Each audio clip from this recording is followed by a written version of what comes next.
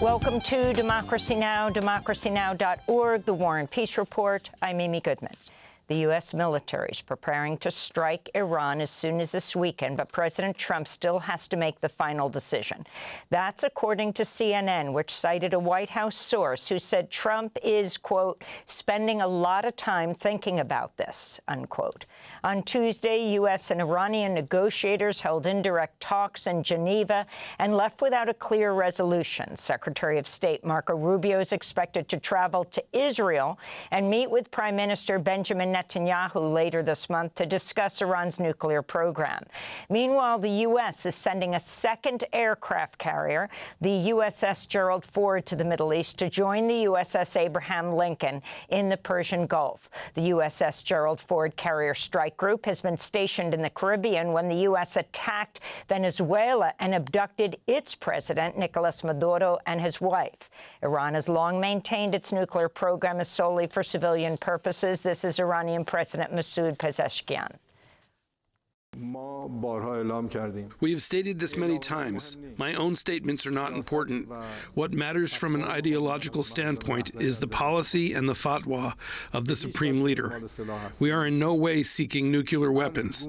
Whatever form of verification they want to carry out, we are ready for that verification to take place. In the United Kingdom, police have arrested Andrew Mountbatten Windsor, the former prince and King Charles' brother, on suspicion of misconduct in public office. Authorities say they're investigating a complaint over allegations that the former prince shared confidential material with the late convicted sex offender Jeffrey Epstein. The former prince was the UK's trade envoy between 2001 and 2011. Back in November, King Charles stripped his brother of his title as Prince and Duke of York and evicted him from his royal residence over his relationship with Epstein. It comes as Sarah Ferguson, the ex-wife of Andrew Mountbatten Windsor, shut down 6 companies after the Epstein files revealed Ferguson's close ties to the late convicted sex offender. The documents reveal Ferguson brought her daughters, Princess Beatrice and Princess Eugenie, to visit Epstein in Miami in 2009, just 5 days after he completed a prison sentence on sex crime charges involving a minor. While Ferguson publicly disowned Epstein in 2011, calling their relationship a gigantic error of judgment and stating she abhors pedophilia, emails reveal she privately apologized to Epstein for her public condemnations, calling him a steadfast, generous, and supreme friend, unquote. Here in the U.S., Les Wexner, the billionaire former CEO of Victoria's Secret, testified about his relationship to Epstein in a closed-door deposition before the House Oversight Committee at his home in Ohio. This is Democratic Congressmember Robert Garcia. There would be no Epstein Island. There would be no Epstein plane. There would be no money to traffic women and girls. Mr. Epstein would not be the wealthy man he was without the support of Les Wexner. Meanwhile, a panel of independent experts appointed by the United Nations Human Rights Council is calling for an independent and impartial investigation into alleged sex crimes contained in the Epstein files. The UN panel says, quote, so grave is the scale, nature, systematic character, and transnational reach of these atrocities against women and girls that a number of them may reasonably meet the legal threshold of crimes against humanity, unquote. The Trump administration is planning to build a 5,000-person military base in Gaza, sprawling more than 350 acres.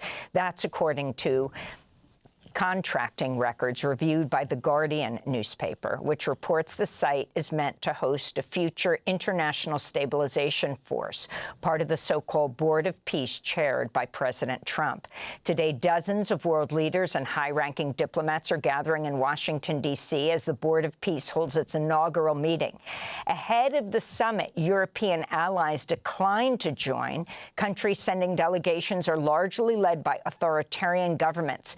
The list includes Argentina, Azerbaijan, Bahrain, Belarus, Egypt, Hungary, Indonesia, Morocco, Saudi Arabia, Turkey, and the United Arab Emirates. The Pope has refused to join the Board of Peace. This comes as Palestinians left homeless by Israel's bombardment say they have yet to receive any assistance rebuilding their shattered neighborhoods. As Palestinians living in displacement, we first hope for the reconstruction of Rafah city, and secondly, the infrastructure. We have destruction in hospitals, in health, in education, in infrastructure, in electricity, in water, in housing, in the environment, in diseases, in the spread of diseases, and in the spread of things like that. So we hope for reconstruction in a very quick way. A new study finds Israel's assault on Gaza killed far more Palestinians than initially reported. Writing in the Lancet Medical Journal, researchers found there were over 75,000 violent deaths in the first 16 months of Israel's assault. That compares to the roughly 49,000 deaths reported by the Palestinian Health Ministry over that period. More than half of those killed in the Israeli strikes were women, seniors, or children. Palestinian photographer Mariam Daga has won a 2026 George Polk Award for photojournalism for her work documenting Israel's starvation campaign against Palestinians in the Gaza Strip. Daga was awarded the prize posthumously after she was killed last August when Israel's military bombed Nasser Hospital in Khan Yunis. She died in a second strike on the hospital alongside Palestinian journalists Moaz Abu Taha and Mohammed Salama, after they rushed to the scene of Israel's initial attack.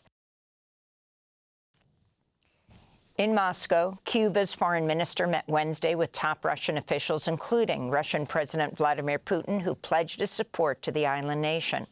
Russia's foreign minister, Sergei Lavrov, urged the U.S. to end its blockade and oil embargo, which has left Cuba facing blackouts and severe fuel shortages. This is Cuba's foreign minister, Bruno Rodriguez.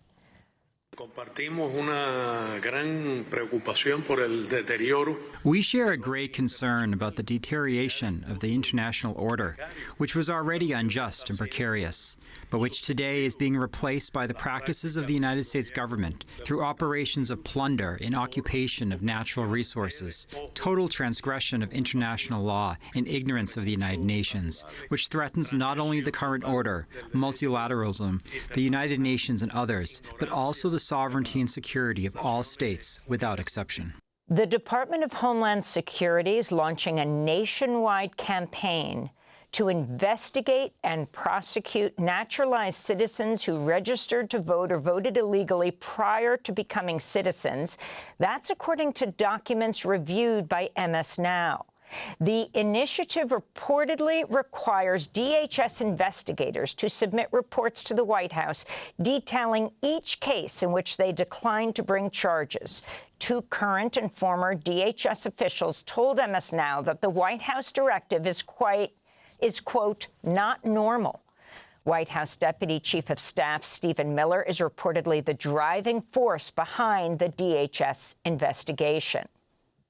The Trump administration is preparing to roll back limits on levels of toxic mercury pollution from coal-fired power plants. The New York Times reports top EPA officials will announce the rollback during a visit to Louisville, Kentucky on Friday.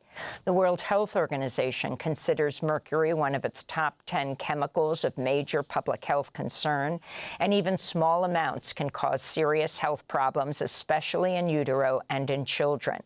Meanwhile, a coalition of public health and environmental groups filed a lawsuit in federal court Wednesday seeking to block President Trump's rollback of the 2009 endangerment finding, which enabled the EPA to regulate greenhouse gases under the Clean Air Act.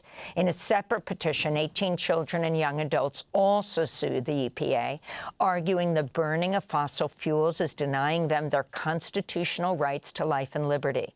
Lead petitioner Elena Venner wrote, quote, "My Catholic faith teaches me to care for all life and protect the most vulnerable, and it teaches that children are a gift.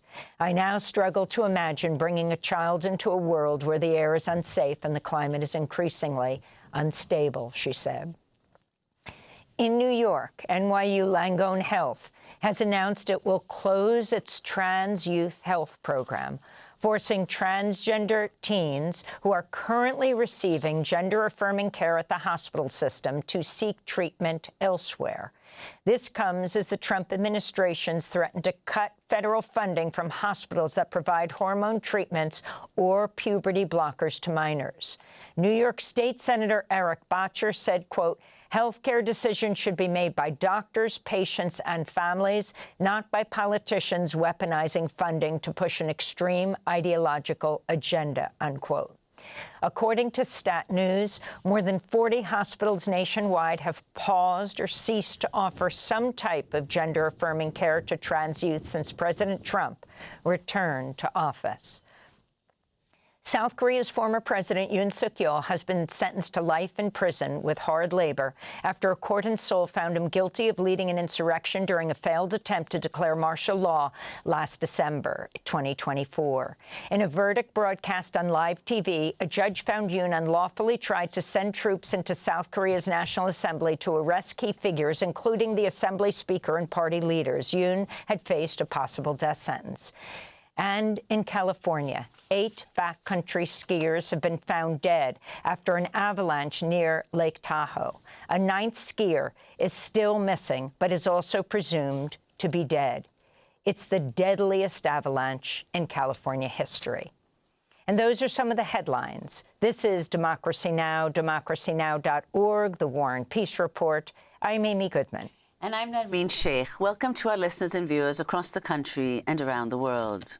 Thanks for watching Democracy Now! On YouTube. Subscribe to the channel and turn on notifications to make sure you never miss a video. And for more of our audience-supported journalism, go to democracynow.org, where you can download our news app, sign up for our newsletter, subscribe to the daily podcast, and so much more.